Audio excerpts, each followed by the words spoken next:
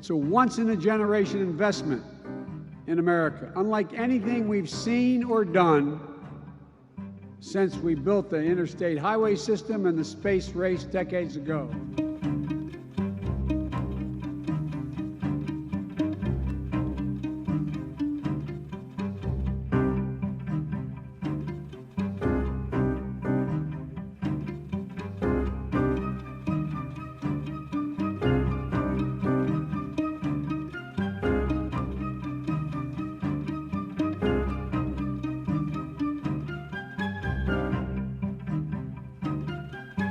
He wants to double the tax on capital gains, bring it back to about 44%, which is where it was, close to where it was when Jimmy Carter was president and the economy was collapsing.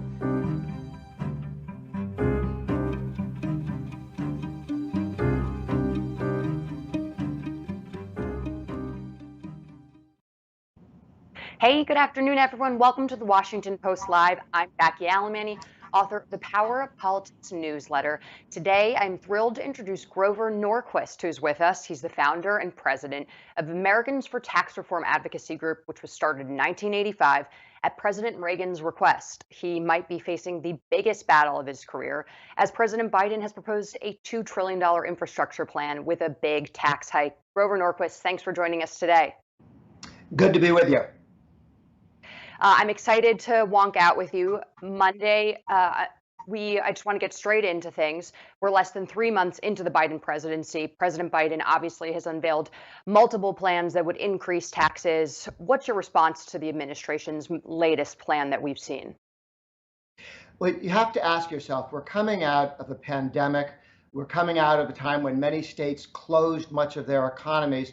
We're beginning to come out of this. And why would Biden think now is a good time to raise the American corporate income tax to the highest in the world, higher than communist China, higher than anything in Europe, and the most low growth path by having such a high corporate income tax? Why would you double the capital gains tax? Why would you set in a second level of the death tax? Why would you add energy taxes? The United States is very competitive in its cost of energy, and he wants to move to subsidized, uncompetitive, expensive energy and tax energy that's less expensive, and undo infrastructure to tear down exactly the infrastructure that gets natural gas to people's jobs and stopping the pipelines in the Midwest. So why a list of things, all of which we know slow economic growth and put us in a bad path in terms of jobs or GDP or competitiveness in the world? I want to push back on that, though, because the system as is not working for a lot of Americans, as we've seen really exacerbated throughout the pandemic with the poverty rate rising over the past year. And under Trump's tax cuts, 55 of the nation's largest corporations paid no federal income tax on $40 billion worth of profits last year. So what else would you recommend that the government do in order to equalize the playing field here? I think anybody in the government should have a longer period of history or of memory than 12 months. When the Republicans cut taxes, we took the highest corporate rate in the world, 35%. All the rest of the world had lowered their corporate rates below 35%, and they were getting stronger economic growth as a result. We were still at 35%, 10 points higher than communist China. What happened when the Republicans cut individual rates, rates on small business, rates on corporations? We went to the lowest unemployment in 50 years, 3.5%. And this is 2019. We went to the lowest poverty rate in 50 years. Everything that the liberals said they want to do with big spending programs was actually achieved. The bottom quarter earners got larger raises than the top quarter earners in the economy. So from everything from equity to jobs to creation, compare it to the rest of the world. The US growth in 2018 was 2.9%. That was twice Germany's, which was 1.5%, more than twice Britain's. We were not only outcompeting in 1 year alone, 2019, the median income, which is the median income, family income, half people make less, half the people make more. Bill Gates making $1 billion doesn't move the median. The median income in that 1 year alone increased 6.8%, or $4,440. $4,000 raise for the median income. That means tens of millions of Americans saw their income increase by those sorts of by those amounts. That compares to, during the Obama years, in 8 years, Obama increased it 5%. In 1 year, the lower rates in 2019 increased the median income 6.8%, or over $4,000. By the way, almost exactly what the Republican economists in the White House predicted would happen if you cut taxes and more capital, more investment per worker flooded in. So to compare where we are and say tax policy is flawed because of the pandemic, certainly shutting down many of the states was not a particularly bright idea. And we see those states which shut down more didn't do any better on the pandemic and did do much worse on unemployment. But if you look at tax policy, we had a very successful tax policy and economic growth policy, and the pandemic knocked that down a bit. But and before that, the weakest recovery since World War II was the Biden-Obama recovery. The Reagan's was the strongest because he cut taxes and tried to rein in spending. Obama's and Biden's was the weakest, the lousiest, the worst in terms of jobs, in terms of people's incomes, in terms of standards of living increasing. When we shifted to a low tax policy, we got one of the stronger economies and we got serious growth. And why would you reverse engineer from the success of 2018, 2019, somehow blame the pandemic on tax policy? I missed that one. And then to go back to Jimmy Carter's capital gains tax, which even the Democrats in Congress rejected and overrode his objections, and they cut it in half. And we did a little bit better because of that. We did have a lot of rhetoric from Obama and from Biden. There was an effort during the campaign to get the tax cuts to say, oh, it's just for rich people. Or even now, the president runs around saying that. But as you know, the New York Times pointed out that the people who said that were wrong, that most people got a tax cut. The Washington Post pointed out most Americans received a tax cut. The CNN said the facts are most Americans got a tax cut. And the New York Times said that there was a sustained and misleading effort by liberal opponents of the law to brand it as a broad middle class tax increase. In point of fact, we saw serious reductions. The median income, family of four, $73,000 income, got a $2,000 tax cut. If Biden wants, as he has said 56 times in front of television cameras, and it's online, you can go to our ATR website and see all the times that he and Harris have said, we're going to abolish the whole Trump tax cut, the whole Republican tax cut. If he did that, that is a $2,000 tax increase on the median income family of four, a $1,300 tax increase on a single parent with one child median income. Now, maybe he's not going to get rid of all of it, but he spent a campaign saying he was going to and saying it didn't help the middle class, which misses the jobs that were created, the income that was created faster than under Obama, faster than in other countries, because lower taxes.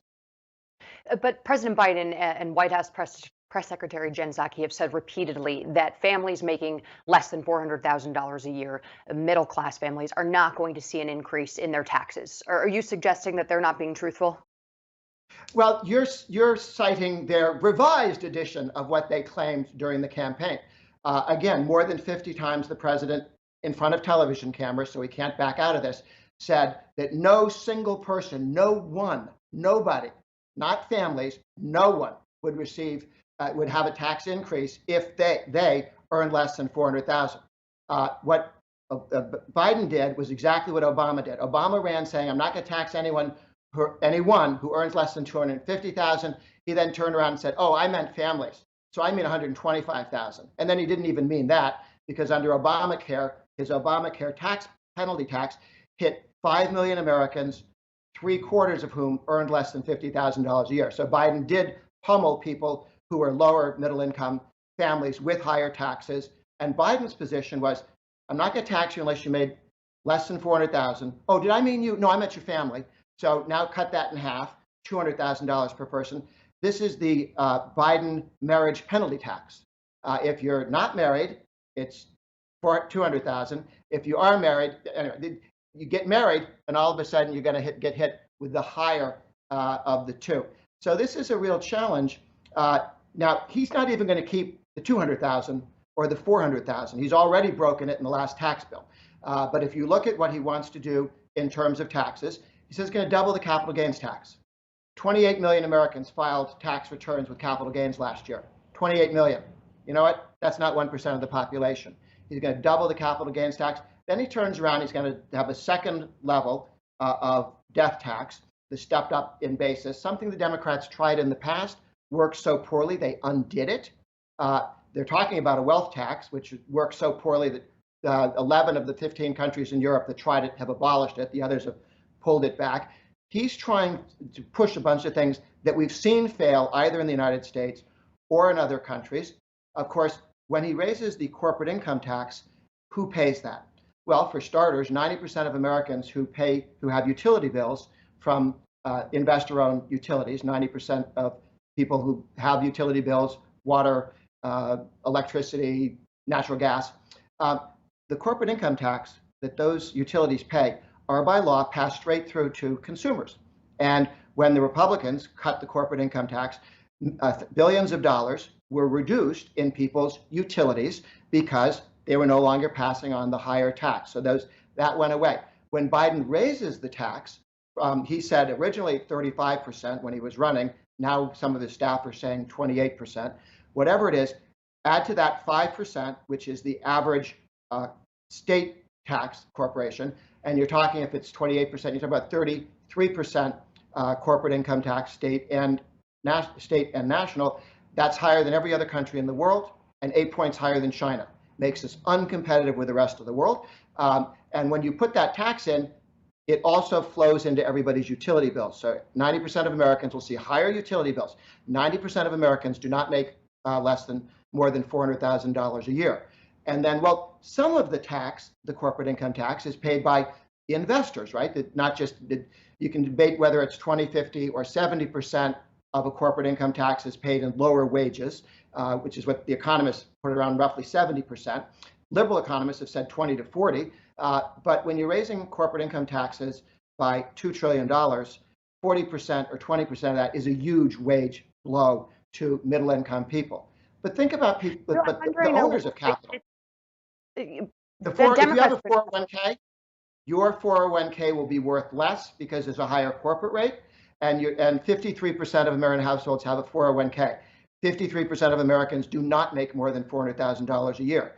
Biden is going right for the middle class, right for the upper middle class, and that 400,000 is a dead letter and never meant anything, and certainly doesn't mean anything now. I'm wondering, though, what taxes you would be in favor of, because at the end of the day, if this gets pushed through via budget reconciliation, Democrats are going to have to find a way to pay for this through presumably tax cuts. And what we've seen with the former president's tax cuts were that they disproportionately benefited the wealthy. You know, these statistics, as you well know, are startling. Between 1979 and 2015, the top 1%'s income grew by 230% in the U.S., while the bottom 90% increased by 46%. So if not a wealth tax, which I think you just ruled out, what about a value-added tax, a financial transactions tax, which Senator Joe Manchin has proposed? What taxes would you be in favor of that would, make the wealthier echelon of Americans pay some federal income tax here? Well, when you looked at when higher income people paid more in tax, made more money versus less money, if you look at the Obama years, you're quite right. The richer people got much richer, the poor people got poorer. It was during the growth of the first 3 years of the Trump administration where the lower quarter of the population saw their wages increase more and their taxes go down more than the higher income people. And that was, it was 3 years because that was the tax cut.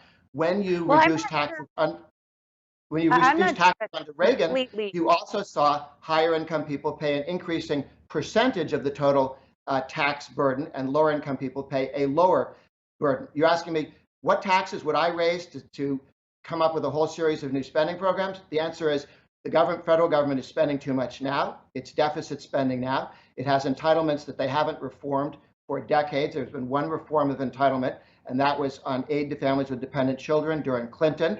And Obama dismantled much of that reform, and Biden's plans are to dismantle the rest of it.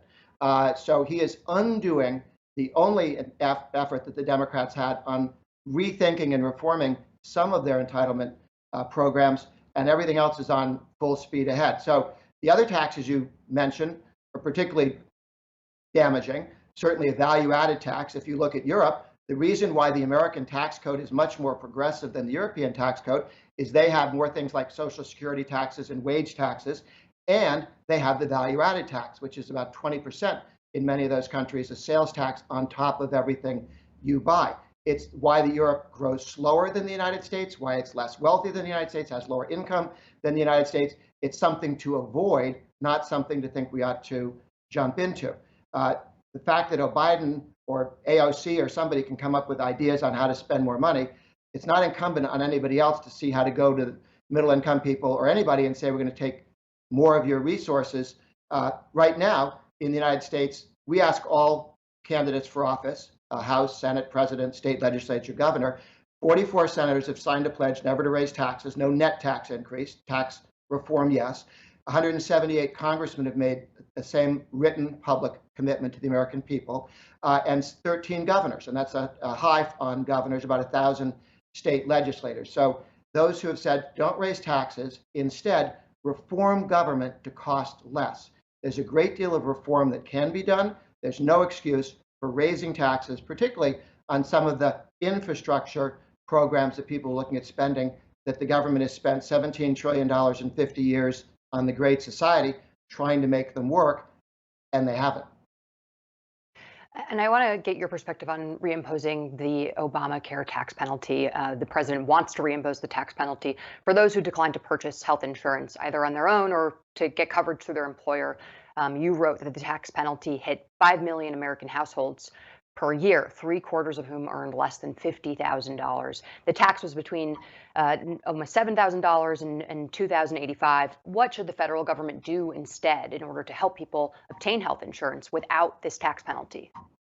Sure, we should expand health savings accounts and make them available to everybody, which it solves some problems for self-employed people and people who are not working for a big company. A health savings account, it allows you to save for when you have challenges on healthcare, and you can put a certain amount of money in, your employer can, you can, and it allows you to, the other one is the idea that Republicans have pushed for some time at the state level, is to take people who have pre-existing conditions and put them in a separate area and say, we will subsidize your specific health insurance because you have a pre-existing condition which costs a lot. And rather than making it difficult for the whole insurance industry or the whole insurance pool to function, take those people who have pre-existing conditions and make a subsidy available to them so that they can afford it, and get rid of some of the mandates that people put in. The politicians, the corrupt politicians, like say, I want to mandate this, this, and this because those different people give us money in campaign contributions, so everybody should have to pay for chiropractor whether they want to or not. The fewer mandates and the more openness there is in how people deal with this, and speeding up getting new drugs to market, the right to try movement, which successfully passed in 40 states and then passed through Congress. President Trump signed it, said that if you have a terminal disease and a new drug is proven to be safe, but it's going to take 4 or 5 years before you decide if it's effective, and in 4 or 5 years you're dead or your child is dead, you know what? You should have access to that without having to wait for somebody to decide whether they think it's important or useful or effective, and it should be available to you. So there's a lot you can do with the FDA. We saw a lot of reforms coming place during the pandemic. Remember that the CDC guys wanted to be the only people to do testing. Well, that turned out to be a 6-week disaster, and now many people have created testing and gotten it done. They sped up the process on approving the new drugs, didn't reduce any of the safety things, but they just made things get faster, as was done with AIDS research. Speeding up new drugs drops the cost of the drugs and saves lives. So there's a lot of reform at the FDA that can be done that reduces costs and gets new drugs to people. And Grover, you are perhaps the single most important figure in, I think, shaping the way the Republican Party has approached tax policy, over the past 20, 30 years. I'm wondering, I'm sure you've been having conversations with Republican lawmakers as Biden is crafting some of the biggest legislative proposals that we've seen since, FDR's New Deal. What are they willing to compromise on? What are you hearing from them? And are there any taxes that Republicans would potentially be in favor of implementing here? Well, the Republican Party, there isn't a Republican in the House or the Senate that will vote for a net tax increase.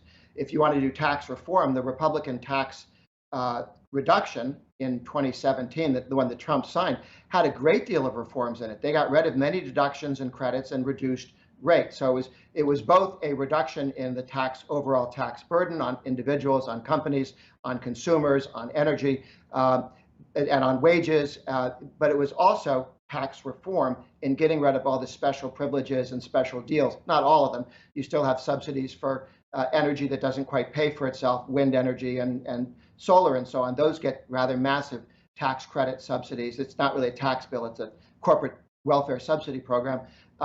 So I think we could do a lot to rein in other spending. You could reduce spending in various areas and look to, if you need different resources somewhere else. One of the things the Democrats have not done is say, is there anything we're doing now that makes no sense that we should do less of, or do better, or allow the 50 states to experiment, as we did with Clinton's aid to families with dependent children, and that was block granted to the states. 50 different states took different approaches. Some saved a lot of money, some saved some. They were able to target people who needed help more easily in the state. That could be done with a lot of the means-tested programs we have and would save a great deal of resources doing that, just keeping the spending on track with the wage increases of the American people. So there's a lot of resources money you can save through less spending, but the idea of raising the tax burden on people when spending is already too high on many things that need to be rethought doesn't make any sense. And again, the biggest difference between the two parties right now is that the Republican Party at the national level will not raise your taxes. They may invade small countries they can't pronounce, but they won't raise your taxes. And there isn't a Democrat in the House or the Senate who won't cheerfully raise your taxes. And there isn't a Democrat in the House or Senate that will vote for a tax cut. So the biggest difference between the two parties is the question of, is your income safe or does somebody want to take more of it? The Democrats have no limit to how much they're willing to take it. They do this thing where they say, I'm only going to tax rich people. But that's sort of trickle-down taxation. Remember when they put the federal income tax in 1913, top rate was 7%. Now the bottom rate's more than 7%. You had to make $11 million to hit the top rate. Now you hit the top rate a long time before $11 million. So they took a tax on rich people, the income tax, and democratized it to where during World War II it was a tax on everyone. Now it's a tax on about half the people in the country.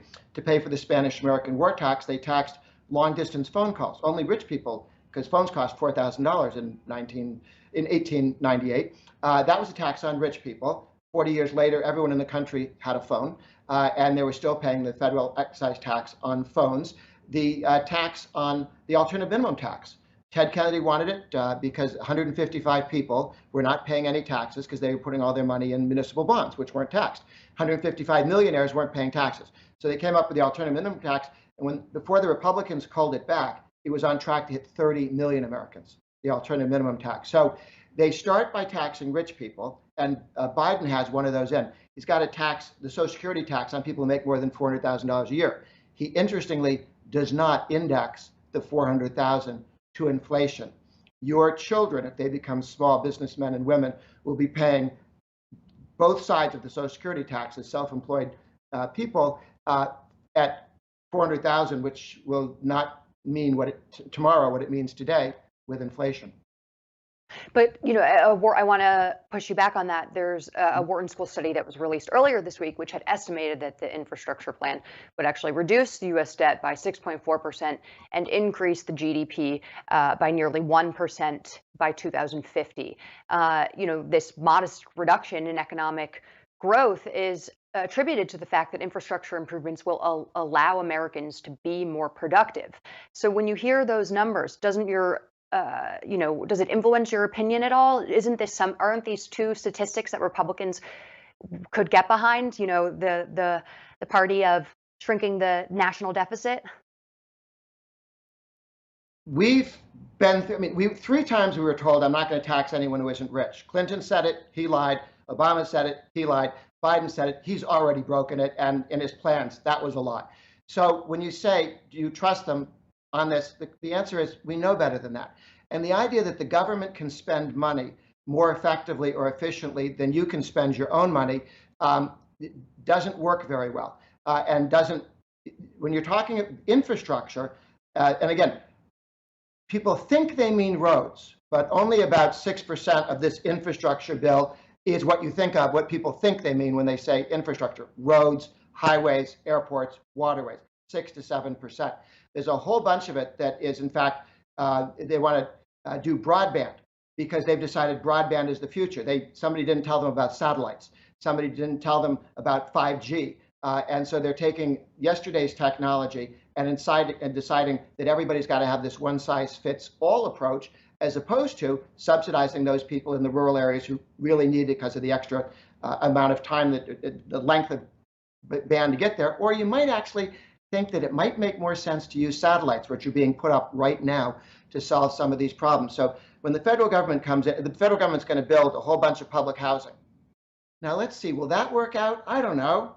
Maybe we should think about the last 50 years and how well they did with that. And is it low-cost housing? No, it's actually much more expensive housing because the Davis-Bacon Act requires that you pay above market rates for wages. The Davis-Bacon Act being a law that most Americans don't know about. It was put in the 1930s as an explicitly racist act because they didn't want black workers coming from the South and taking white unionized jobs in the North. And that law still exists with all the same incentives.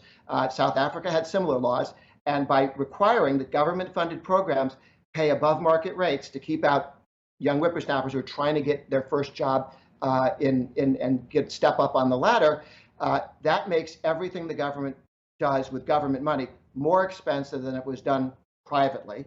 And also the decisions on how you do it are all political instead of economic. And by the way, anything you're doing on infrastructure today is something the federal government looked at over the last 50 years and said no. The state governments looked at over the last 50 years and said no. Individuals with a bunch of money that wanted to invest on something they thought would pay off, they looked at it and said no. So you're talking about new investment programs or new spending programs that have been looked at before and been rejected. We were told that the Great Society was going to do everything that this new bill is going to do. And in point of fact, the Great Society, about $17 trillion spent. All the metrics that you would use in terms of, are you getting people out of poverty? Is education better off when you spend more money on it? Or does it not show up in higher achievement and more learning? We've kind of seen this play before.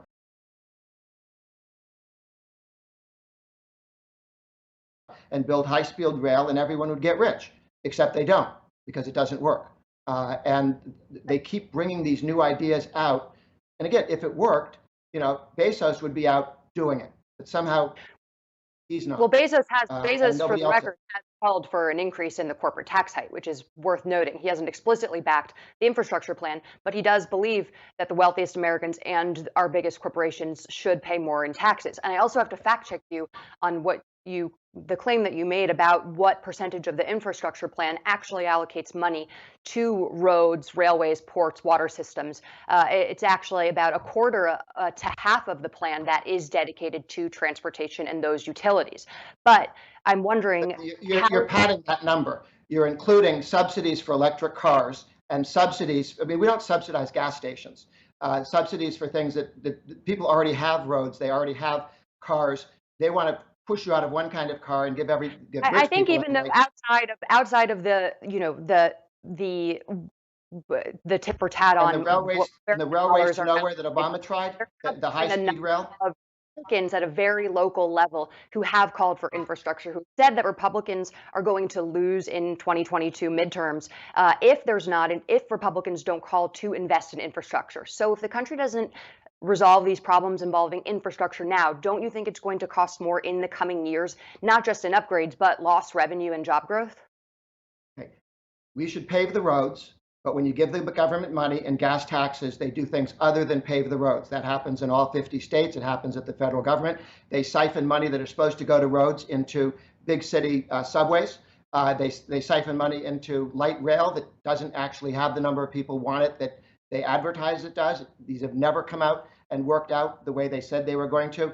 They don't build roads, they don't pave roads, and they don't build bridges with the money that they have spent over the last 10, 20, 50 years. You're quite right. They've taken that money and put it onto other things. They're not going to put it into roads now. They actually don't like roads anymore. If you've been listening to what the radicals on the left think is a good idea, and we should all live on railroad lines like in the Soviet Union, not have roads. It's a way to get to everywhere or be able to get everywhere.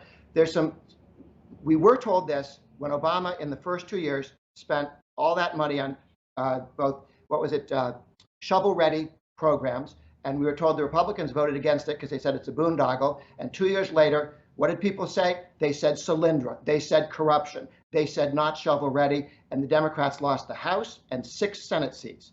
You've got House and Senate guys out there putting their names on a bill with spending that's going to go out the door in politicized reasons and for politicized purposes. And 2 years from now, people are going to be asked, why did you vote for that bill and all that spending? And why is my 401k not doing what it used to do? And why is my energy bill higher? And because you've raised or taxed energy, or you've taxed the companies that sell energy, and you've made it difficult for people in the Northeast to pay to heat their cells, or for in the South for air conditioning. Raising people's basic living costs is not a way to win elections. It's a way to lose elections. And throwing a bunch of political money around, much of which is going to end up spent corruptly and poorly and bridges to nowhere, and is going to cost people House and Senate seats. Again, we don't have to imagine. We lived through this with the first 2 years of Obama, all the same promises and all of the problems that you would expect to have when people hand money out for free to people who didn't earn it. And some of that's going to be very political, and there will be Solyndras, and there will be collapses, and there will be corruption, and it's not going to look good for people. Much of this spending is years and years from now. Why commit it now? What's the point of that? What's the emergency? Why call it a COVID bill when only a certain percentage was COVID? And when I say it's not roads and bridges, and somebody says, well, you should count all of this high-speed rail that doesn't work, that's not infrastructure. That's somebody playing with toys with other people's money. People should buy their own railroads. Called a bill, but again, $548 billion of this $2 trillion would be allocated. That's 24% of the $2.3 trillion pie. Is going to be allocated to concrete and steel structures. But Grover, we're running out of time. But quick question for you: when do you plan on returning to Burning Man? Any big post-pandemic plans? Well, we're going to go to Burning Man as soon as we reopen again. It was a disaster to lose it last year. I think we'll be back this year. We're way past. First of all, it's all outdoors, for crying out loud. It's in the desert, it is Burning Man. All they need is for the nice people at BLM to back off and leave them alone, and let them have Burning Man go. So I'm looking forward to a good burn this year. And there was an effort to expand it somewhat. That got held up with all the pandemic stuff. Hopefully, more people will be able to come to Burning Man. It's in the middle of nowhere, and there's a lot of open space. So we could have a few tens of thousands more people fit very well into Burning Man this coming year. Well, thanks so much for joining us. Thank you. And everyone, on Monday at the Washington Post Live, please join us. We're going to have David Ignatius interviewing the Chief of Staff to the Army and Hamdi Ukalakaya, the CEO of food company Chobani. Thanks so much for watching. Have a great weekend. See you next week.